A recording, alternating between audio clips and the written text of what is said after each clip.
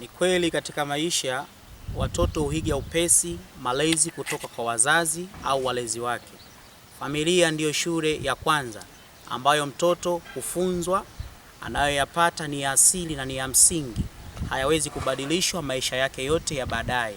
Mtoto huyo hutegemea malezi ya utotoni ambapo amepata kutoka kwa wazazi wake. Kuna mambo manne ya ufahamu unaohitajika kwa wazazi au kwa walezi wake.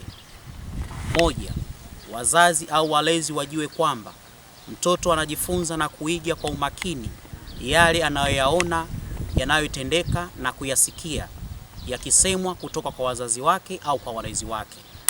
Namba mbili, wazazi au walezi wajue kwamba watoto wa kike huiga kutoka kwa mama zao na watoto wa kiume huiga kutoka kwa baba zao.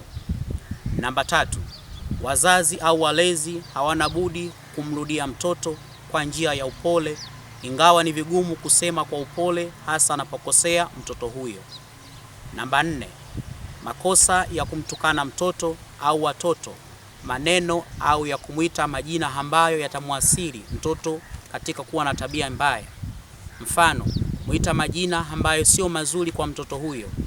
Unamuita mjinga, unamuita hana akili, unamuita mpumbavu au jeuri, au tofauti na maneno hayo nimeyasema. Mtoto anaweza karibikia kisaikolojia kutokana na hali majina ambayo umemuita na kutokumdharau, kutokujua thamani ya mtoto huyo. Napenda kuwashauri wazazi na walezi wajue kwamba mtoto anaiga maneno anayoyasikia na anayotendwa kutokana na mazingira ambayo anaishi nayo. Wazazi wa kike wajitahidi kuwalea watoto wao katika misingi mizuri na hasa katika mavazi kiujumla. Na wazazi wa kiume nazidi kuwashauri kwamba wajitahidi kuwalea watoto vizuri, hasa kuwa baba bora endapo mtoto huyo anapotaka kuingia katika wito ambao Mwenyezi Mungu amemuita kuwa baba bora au kuwa padri au kuwa mtawa, atakuwa mfano bora au kujua katika maisha yake.